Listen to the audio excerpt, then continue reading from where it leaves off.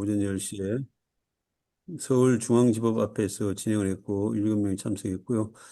소송에 참가한 분들은 이제 50분이 되겠습니다. 제가 사회를 받고 임현춘 변호사가 소송 취지 발언을 했고 연성수 대표님하고 홍봉구 최윤근 회원의 발언과 한정빈 회원의 기자회견문 낭독 순으로 진행이 됐습니다. 기자가 두 분이 참석했고 오마이뉴스 기자 한 분이 있었고 중에 오마이뉴스에 이게 어, 보도가 되었습니다. 예. 요게 1차고요. 예, 잠깐만 좀 기다리세요. 예. 네, 예, 그럼 앉으세요. 1차 이어 2차, 3차도 계속 진행하기로 했습니다. 이게 기자회견 모습이고요. 그리고 수련회를 개최했습니다. 10월 9일 청계산 자락에 있는 김홍섭 회원님. 오늘 들어오시기로 했는데 안 들어오시네. 농장에서 진행했고, 10분이 참석했습니다. 친목동호를 했고, 뭐 명상도 했고, 사업 방향 계획에 대한 토의도 진행되었습니다. 예. 그게 수련회 하는 모습이고요. 그리고 국민 대토론 마당을 10월 24일 날 국회 대의실에서 했고요. 연승수 상임대표님이 발제 토론제 참석했고, 노세극과 한정빈이 자유발언자로 참석했고요. 국민이 헌법에다 국민기관의 책자를 판매했습니다. 이게 토론장 모습이고요. 자, 이게 책 판매하는 모습, 이게 책 판매 홍보한 그 배너입니다. 예. 그다음 개헌운동, 시민주도 헌법개정 전국 네트워크라는 그 연대 운동체가 있는데 공동대표로 연성수 대표님이 참석하고 운영위원으로 노세욱이 참여하고 있습니다. 국회의장 여야 정당 대표들 개헌을 촉구하는 서한을 보내고 면담을 촉구하는 지금 일을 하고 있고요. 또 하나 국민주도 상생 개헌행동이라고 있는데 상임공동대표 연성수 운영위원으로 노세욱 김성호 대외위원장이 참여하고 있습니다. 12월 13일 총회를 앞두고 총준위원장 연수삼 대표님을 선임했습니다. 자, 원래 마당은 우리 김광훈 위원장이 설명하겠습니다. 네, 안녕하십니까. 교육위원장 김강훈입니다. 제가 다른 모임 일정이랑 겹쳐서 지금 어, 좀 울리네요. 예, 예. 그 저희가 하반기에 어, 온라인으로 우리 직접민주주의 관련 입문자 과정 온라인 강좌를 진행하기로 했는데 저번 9월 달에 했었고요. 이제 다음 11월 우리 원래 회원마당 일정 속에서 온라인 강좌, 2차 온라인 강좌를 진행하려고 합니다. 그래서 이번에 이제 강사님으로 섭외하신 분은, 이렇게 18대 국회의원이셨고요. 그 다음에 전 통합진보당 대표였고, 현재는 국민입법센터 대표이고, 또 국민입법제를 도입하자 책의 저자이신 이정희 대표거든요. 그래서, 실제 의정 활동을 하면서, 국민들이 직접 법을 만들고 뭔가 정책을 결정할 수 있는 이런 것들 필요성에 대해서 온몸으로 체득하시고 그런 책을 이렇게 아마 만드신 것 같아요. 그래서 그런 경험치를 가지고 계신 분들이 많지 않고 또 우리 그 직접민주주의 관련돼서 이렇게 강좌를 해주실 인재풀들이 실은 많지는 않거든요. 그나마 이렇게 노출되어 계신 분 중에 이렇게 저희한테 귀중한 말씀을 남겨주실 수 있을 것 같아서 섭외해서 흔쾌히 해주기로 하셨고요. 11월 20일 저희 원래 회원마당은 8시부터 진행되는데 저희 이 강좌는 8시 반부터 10시까지 그래서 이번에는 직접 민주주의 제도 중심으로 아마 이렇게 진행을 해 주실 거예요. 그래서 저희가 이야기하고 있는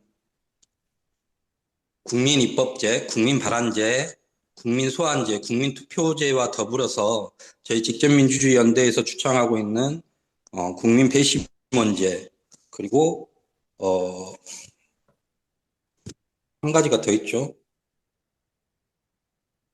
여하튼 5가지 중심으로 아마 강의를 해주실 거니까요. 직접 현장에서 피부로 느꼈던 것들을 생생하게 전달을 해주실 거예요. 그래서 좀 관심을 가지시고 당일날 꼭 많은 참여들 부탁드리겠습니다. 네, 이상입니다. 예, 수고했습니다. 이상 사업 보고와 11월 원래마당 계획에 대해서 말씀을 드리고, 이어서 우리 연성수 대표님, 이제 말씀 좀 있겠습니다. 예, 감사합니다. 오늘은 그 국민의 헌법이다 책, 이 책을 중심으로 어떻게 여러분 활용할 건지 그걸 좀 안내를 할게요. 국민기원안 개정판이에요.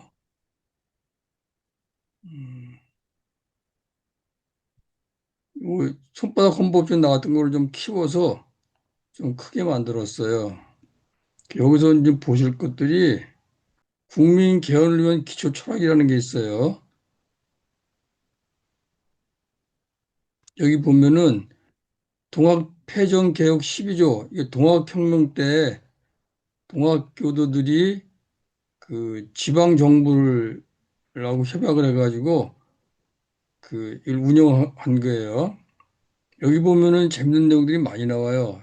이거를 여러분 기본으로 보시고, 그 다음에 한성 임시정부 약법 3개조, 이게 1919년 국내 4월 23일 날 임시정부 선언을 했는데, 이때 재밌는 말이 나오는 게 국채는 민주제를 채용함, 정체는 대의제를 채용함. 그래서 민주제와 대의제를 동시에 한다는 거예요.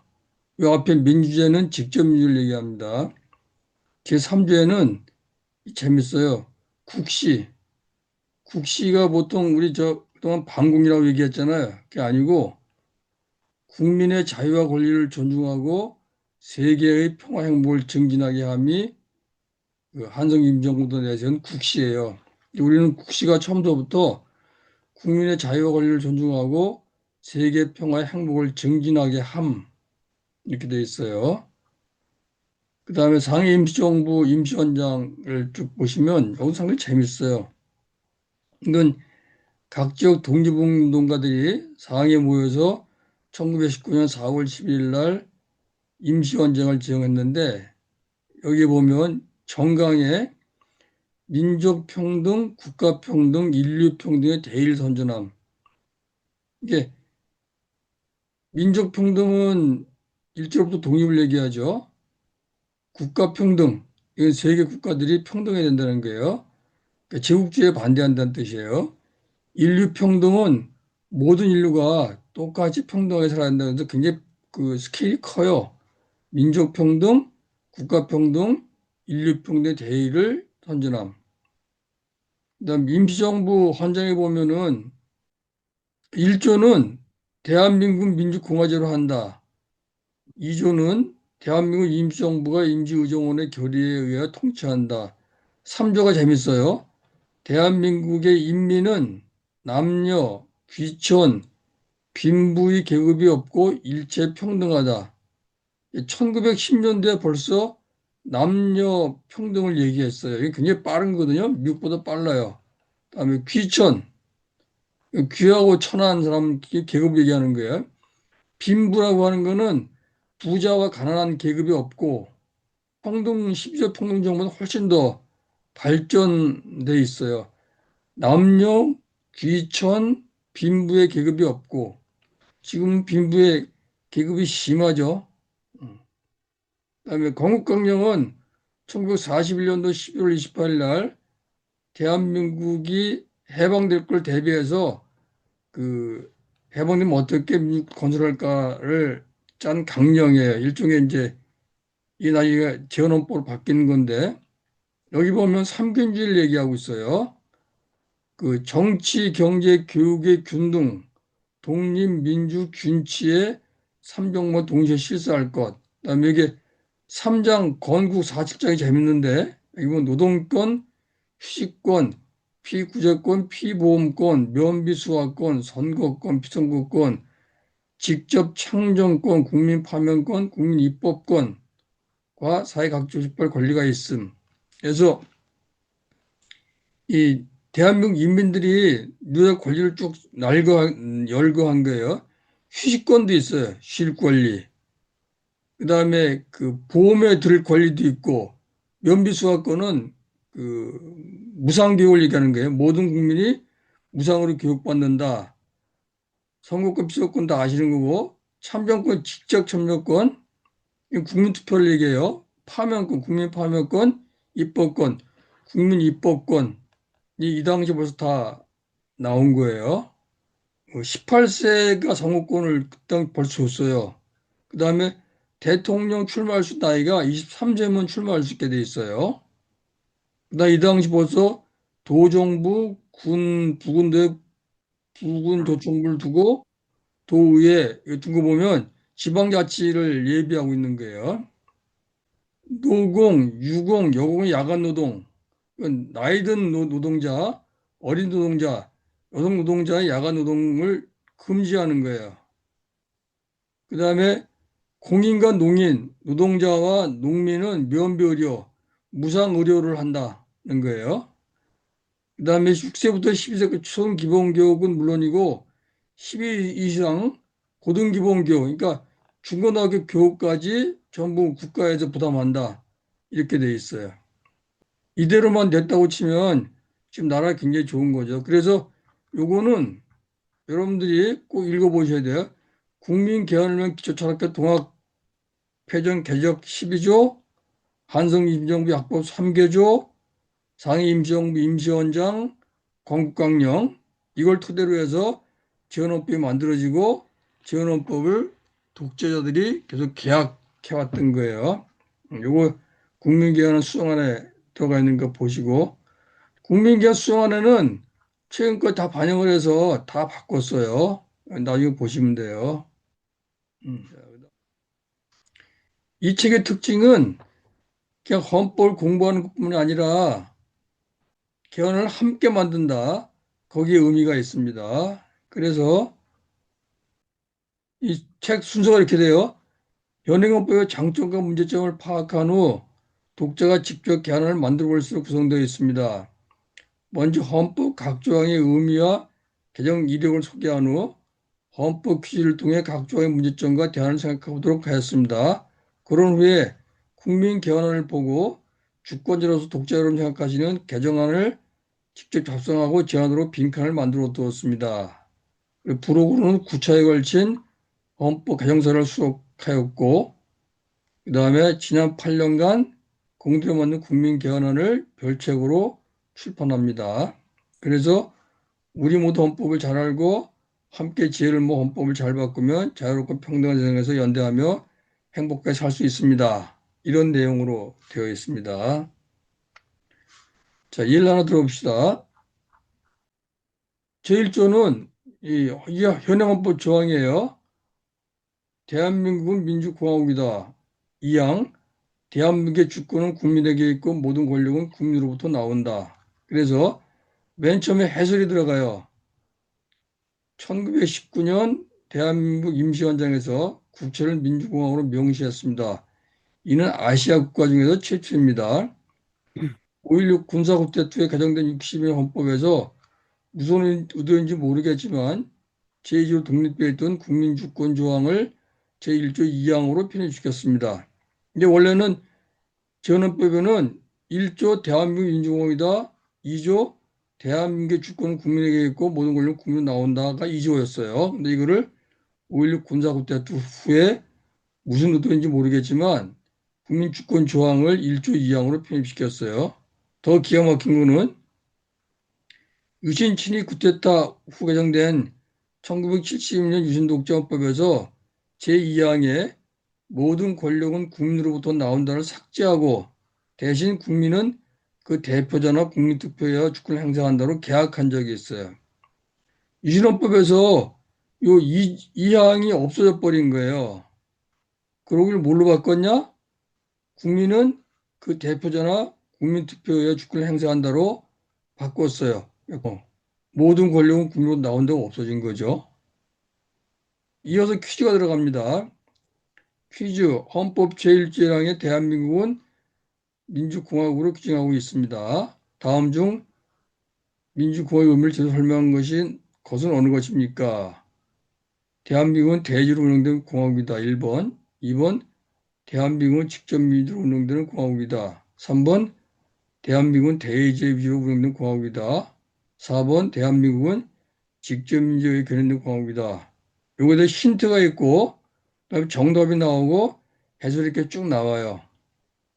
그다음에 국민개헌안 해가지고 요 1조 이걸 어떻게 국민들이 바꿨는지 해서 이렇게 쭉 나옵니다. 국민개헌안에는 저항권과 직접민주 원칙을 신설했어요. 그래서 제1조 1항이 대한민국 민주공화국이다. 제1조 2항이 대한민국의 주권은 국민에게 있고 모든 권력은 국민으로부터 나오며 국민을 위해 행사된다. 이 국민을 위해 행사는 더 붙인 거예요. 왜냐하면 그다음 모든 권력은 국민으로 나왔는데 도대체 권력이 어디로 갔나 하는 의문이 많았기 때문에 그 권력은 국민을 위해서만 행사해야 된다고 못을 박은 거예요. 그다음에 3항에 대한민국은 지방분권적 사회복지국가를 구현한다 해서 지방분권하고 사회복지국가라는 목표를 명확히 했어요. 4항에 모든 국민은 주권자로서 국민발언, 국민소환, 국민투표, 국민소환을 통해 헌법과 법률을 발의하거나 중요 정책을 결정할 수 있으며 선출직 공천을 파면할 수 있다 해서 직접민주제를 헌법 제1조에다 넣었습니다. 그다음에 5항은 모든 국민은 국민의 주권을 부인하는 권력 행사에 대하여 저항할 권리를 가진다 해서 저항권을 제5항에 명시했어요. 이렇게 다 보신 다음에 그 내용을 여러분들이 참고를 해가지고 여러분 직접 국민개헌안을 참고를 해서 주권자로서 직접 개정안을 적어보고 요 옆에 있는 QR코드 있죠? 찍으면 국민개헌안 사이트로 들어와요. c.moveon.kr인데 글로 들어와서 여러분들이 작성한 내용들을 제안할 수 있게 그렇게 편성이 되어 있어요. 여기 이제 3조에 보면 3조 한번 볼게요. 영토조항, 대한민국 영토는 한반도와 부속도도로 한다. 그러니까 한반도와 그 딸린 섬으로 한다는 거예요. 영토는 한 나라의 주권이 미치는 장소의 범위를 말합니다. 먼저 개설을 해줘요. 헌법 3조는 남북한 유엔 동시가입 현실과 모순됩니다. 이게 무슨 말이냐면 대한민국 영토는 한반도와 그 부속도로 한다고 그랬잖아요. 그럼 북한도 대한민국 영토라는 거예요. 근데 남북한 유엔 동시 가입돼서 유엔에서는 남북한이 독립된 두 개의 국가로 인정하고 있어요. 그럼 이거는 이 조항은 북한까지 독립된 국가인 북한을 한반도 대한민국 영토라고 주장하고 있는 거예요. 그래서 이걸 근거로 해서 국가보안법으로 처벌할 수 있는 거예요. 왜냐하면 북한이 대한민국 영토인데 북한이 대한민국 영토를 지금 찬탈한 거예요. 그래서 대한민국 영토 안에 그 반란 국가를 만든 거야. 국가 전복 세력을 모아서 만든 거기 때문에 여기 들어가면 같이 국가 전복 세력에서 국가보안법에 처벌될 수 있는 근거가 되는 거예요. 이 조항은 제4조 평화통일 조항과도 충돌해요. 4조 한번 봐요. 4조는 대한민국은 통일을 지향하며 자유민주적 기본질서에 극한 평화통일 정치를 수립하기를 추진한다. 이 4조는 대한민국이 남북 분단에 대해서 사실 인정하고 있어요. 그래서 이 4조에는 대한민국 영토가 북한까지가 아니라 남한만 대한민국 영토라고 인정하고 있는 거예요. 그래서 3조하고 4조가 충돌해요. 4조를 개정하든지 3조를 개정해야지 이게 논리적으로 맞는 거예요. 그래서 이런 사항들 이해하신 다음에 그다음에 퀴즈를 풀어요. 퀴즈. 현행헌법 제3조는 대한민국 영토를 규정한 조항입니다. 다음 중 그 내용이 맞는 것은 무엇일까요? 대한민국의 영토는 한반도로 한다. 2. 대한민국의 영토는 한반도와 그 부속 도서로 한다. 3. 통일 후 대한민국의 영토는 한반도와 그 부속 도서로 한다. 4. 대한민국의 영토는 통일과 관계없이 한반도와 그 부속 도서로 한다. 힌트도 한번 읽어보세요. 영토 조항을 헌법에 규정한 나라는 흔하지 않습니다. 우리 헌법이 특별히 영토 조항을 두고 있는 데는 분단국가라는 특수한 사정이 작용했다고 보입니다. 영토 조항을 이렇게 헌법 규정 나라는 별로 없어요. 근데 우리는 분단국가의 특수한 작용이 작용했다고 보는 거예요. 여기서 정답이 뭐예요? 2번이죠. 대한민국 영토는 한반도와 그 부속 도서로 한다. 이 조항이 문제가 많아요. 우 대표님 한번 읽어보세요. 세계적으로 영토 조항을 헌법에 규정한 나라는 드뭅니다. 더구나 영토를 지리적으로 명기한 헌법은 거의 없습니다. 재헌 의원들 사이에서 넣지 말자 의견이 많았으나 결국 넣기로 한 이유는 대한민국이 한반도의 유일한 합법 정부라는 것을 선언하기 위함이었다고 합니다. 그러나 영토 조항은 남북한 유엔 동시 가입 현실에서 여러 가지 문제를 일으킵니다. 만일 북미 간의 정전협정이 평화협정으로 바뀌면 북한은 명실상부한 합법 국가가 됩니다. 그때는 현 영토 조항이 큰 문제가 될 것입니다. 이번에 트럼프 와가지고, 북미 회담하자 그랬잖아요. 그래서 많이 회담을 해가지고, 정전협정을 평화협정 바꾸면 북한이 명실상부한 합법 국가가 돼요. 그러면 이 3조는 바꿀 수밖에 없어요. 한반도 전체가 남한의 영토가 아니니까. 참고를 보시면 독일 통일 전 소득기본법은 다음까지 규정함으로써 논란을 없앴어요. 소득기본법 제23조. 기본법은 그 헌법을 얘기하는 거예요. 우선적으로 독일 연방공화국 서독 내에서 효력이 있고 독일의 다른 지역에서는 독일 연방공화국에 편입된 이후에 그 효력이 발생한다라고 규정을 하고 있어요. 그래서 독일 기본법 23조는 현재 독일 연방공화국의 그 힘은 서독에만 있다. 그리고 나중에 동독이 서독과 통일되면 그때 이 효력이 발생한다. 이렇게 바꿔놓은 거예요. 이게 합리적이죠. 그래서 국민 개헌안에도 어떻게 바꿨냐면 통일 전 영토 조항 효력을 남한으로 한정했어요. 대한민국의 영토는 한반도와 그 부속도서로 한다. 다만 남북의 평화적 통일 전까지는 대한민국 통치권은 군사 분계선 이남에만 미친다. 이렇게 하면 북한에 가더라도 국가보안법을 처벌할 수가 없어요.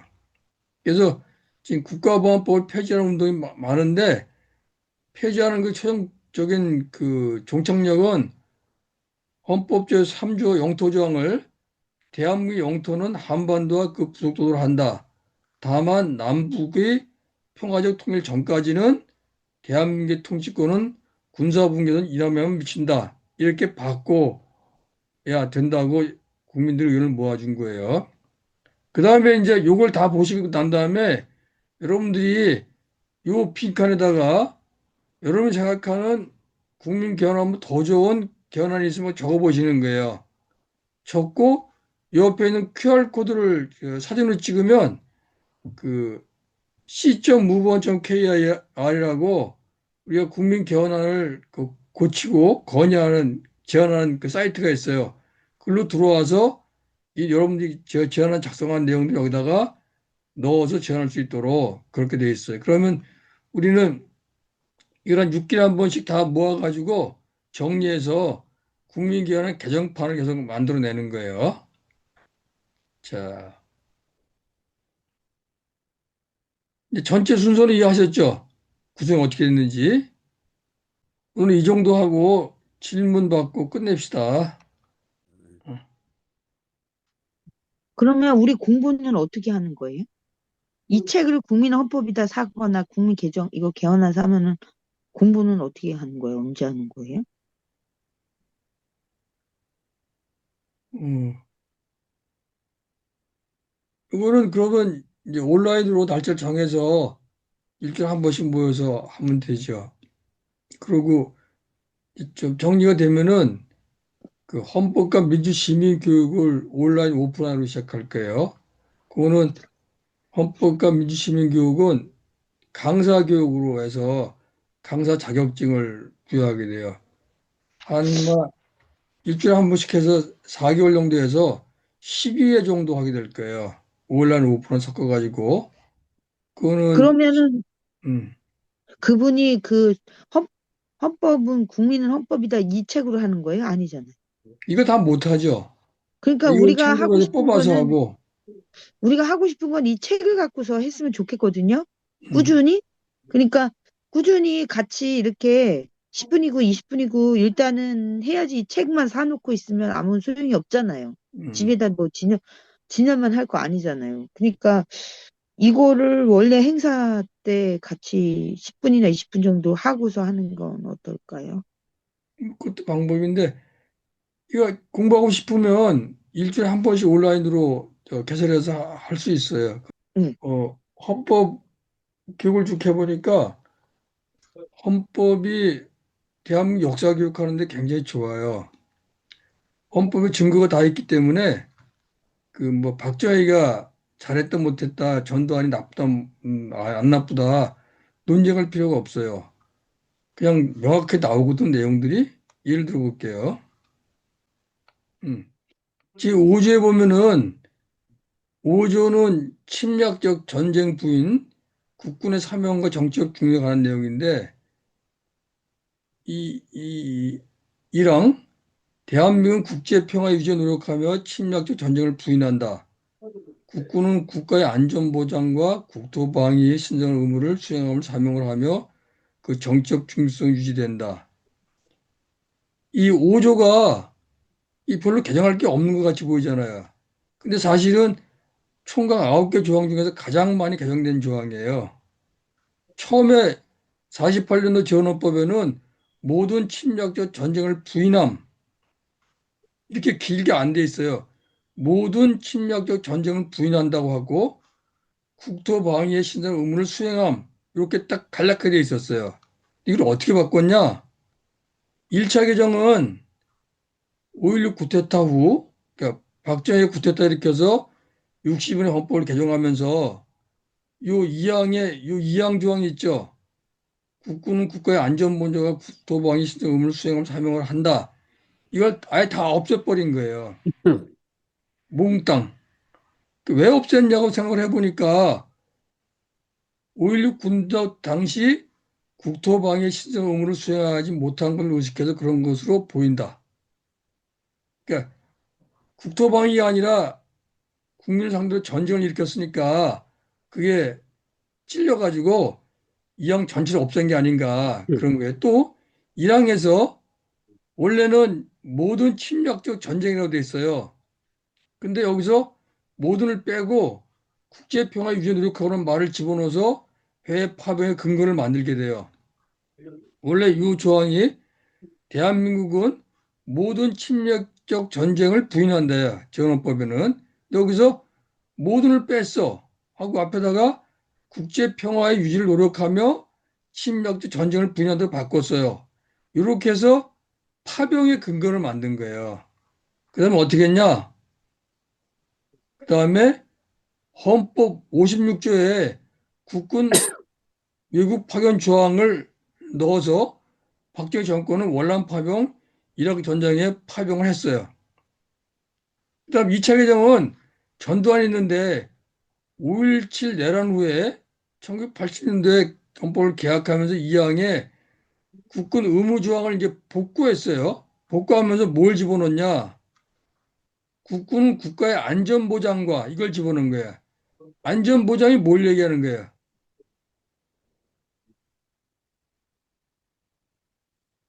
국군은 국토방위의 신성 의무를 하면 되는데 여기다가 안전보장을 집어넣어서 내란 획책을 합리화한 거예요. 구태타를 합리화한 조항이 안전보장이라는 게. 그렇게 해서 두 번째로 바꿨어요. 3차 개정은 6월 민주항쟁 후에 개정된 현행헌법이에요. 현행헌법에서는 계속 군인들이 쿠데타를 일으키니까 이걸 못하게 하기 위해서 뭘 집어넣냐? 여기다가 제2항에 국군의 정치적 중요한 내용을 여야 합의로 추가했어요. 그래서 어떻게 됐냐? 국군은 국가의 안전보장과 국토보안 시설 의무를 수행하는 사명을 하며 그 정치적 중립성은 준수된다 이렇게 바꿔서 요 정치적 중립성이 있죠. 요것 때문에 이번 그 12.3 내란 때 군인들이 어떻게 했어요? 군인들이 이거는 난 못한다. 이거는 군인들은 정치적으로 중립을 지키게 돼 있다 그래서 일부 군인들이 오다가 돌아갔죠. 그게 바로 이 조항이에요. 근데 이거를 더 잘 만들려고 그러면 안전보장이 있죠. 이거 빼버려야 돼요. 국군은 국토방위의 신성 의무를 수행하면 사명을 하며 그 정치적 중립성은 준수된다. 이렇게 바꾸는 게 맞는 거예요. 그럼 이 조항만 보면 전두환과 박정희가 얼마나 나쁜 정치가인지 금방 드러나죠. 그래서 혹시 여러분들이 박정희 잘했다 그러는 사람들, 전대 잘했다 그러는 사람들하고 얘기하고 논쟁할 필요가 없어요. 그 사람한테 요 조항만 보여주시면 돼요. 야, 이렇게 했지 않느냐? 이게 명백 역사 사실인데 너 자꾸 우기지 마라. 이렇게 하면 논쟁이 끝나는 거예요. 그래서 저는 헌법만 제대로 다 공부하면 대한민국 역사 100년사는 한 두어 시간 하면 다 끝나요, 정리가. 그래서 여기 맨 끝에 뭘 집어넣었냐면 48년도 재헌헌법부터 해가지고 변형헌법까지 헌법이 어떻게 개정됐는지를 뒤에 부록으로 실었어요. 그래서 이걸 쭉 보시면 이것만 봐도 대한민국 역사 교육이 다 되게 돼 있어요. 요거는 87년 헌법에서 아직 청산되지 못한 독재시대 잔재 조항이 쭉 있어요.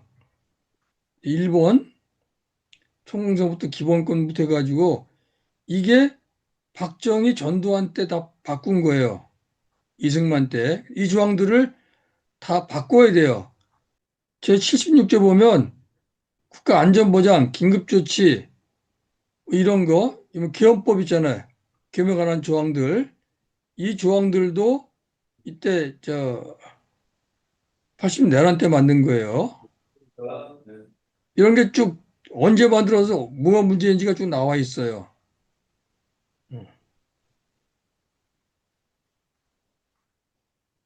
감사원장도 옛날에는 독립해서 뽑았는데 5.16 쿠데타 후에 감사원 대통령이 임명하도록 바꾼 거예요. 이것도 바꿔야 되고 중앙선관위 마찬가지고 대법원장도 4.1 권법에는 대법원장과 대법관은 법관이 호선하게 돼 있어요.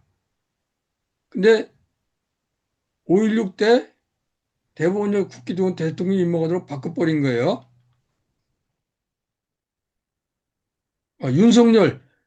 윤석열이 탄핵됐잖아요. 윤석열 탄핵할 때 올해 4월 4일 날 헌법재판소가 윤석열 파면하면서 그 근거로 조시한 재앙에 대한 퀴즈가 있어요. 여기 보면은 15개, 22개 조항을 윤석열을 파면하면서 헌법을 위반했다고 제시한 조항들이에요. 22개 조항. 그러니까 완전히 헌법을 아작을 낸 거죠.